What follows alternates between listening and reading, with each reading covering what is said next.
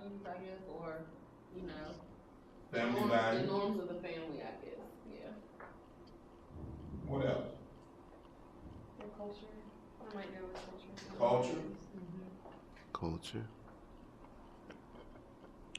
Anything else? It's hard to do this. You hear it all the time. Every Sunday morning, Saturday, wherever you go. If you go. Religion. Church, religion. Oh, yeah. Has to do with all your beliefs. I go to church. So the way that someone responds is based upon the way they believe.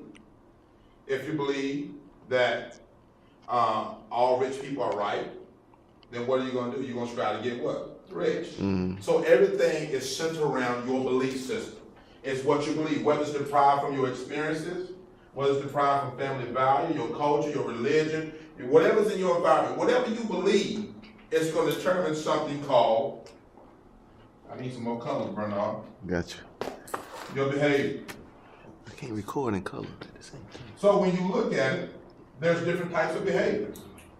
Kids act out, adolescents act out, and we always trying to figure out, you know, what's going on with them? How can we deal with it? What's the problem? Thank you. Well, the problem is generated from something they call the antecedent. Thank you. So the antecedent is derived from what? Your beliefs. It all comes from what you believe.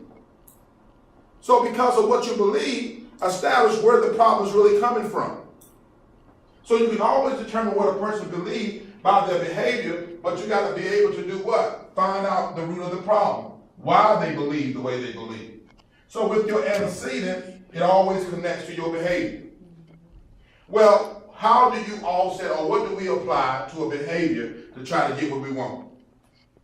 Right. If a child acts out, what do we apply to the behavior? Punishment. Punishment. And we call it what? Yes, what is it? Consequences, Whether okay. good or bad. There's a consequence for your behavior. So B.F. Skinner basically says that where there's a cause, there's an effect. So whatever the effect is, you got to go all the way back to the cause.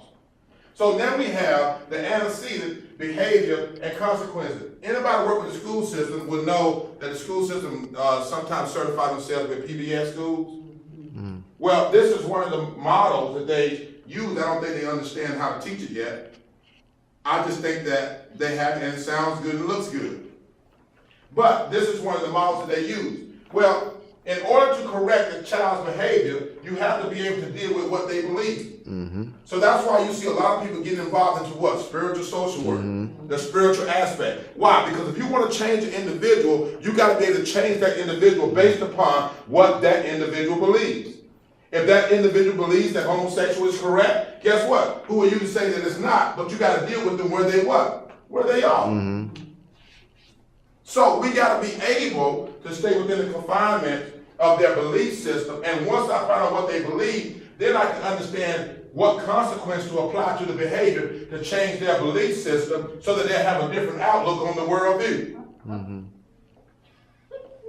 So, my last point that I want to make is no matter what, when you're dealing with that, this is how you deal with it. You deal with something that we call in psychology an inverted triangle. Okay? And if you want to fix a problem, you have to use the inverted triangle to fix it. I don't care which aspect you come from, what discipline you engage yourself with, the inverted triangle is going to be very powerful in finding a solution to your problem. What the inverted triangle deals with, what is the problem, why there's a problem, and how you're going to fix it. Well, if you go tomorrow to work and ask everybody, what do you think is wrong with these football players and beating their wives and doing all, what do you think is wrong with these police officers shooting up kids in the street? Everybody's going to tell you what the problem is. Everybody got an answer. They're going to tell you what it is. Then you got some going to tell you, well, the reason why is because.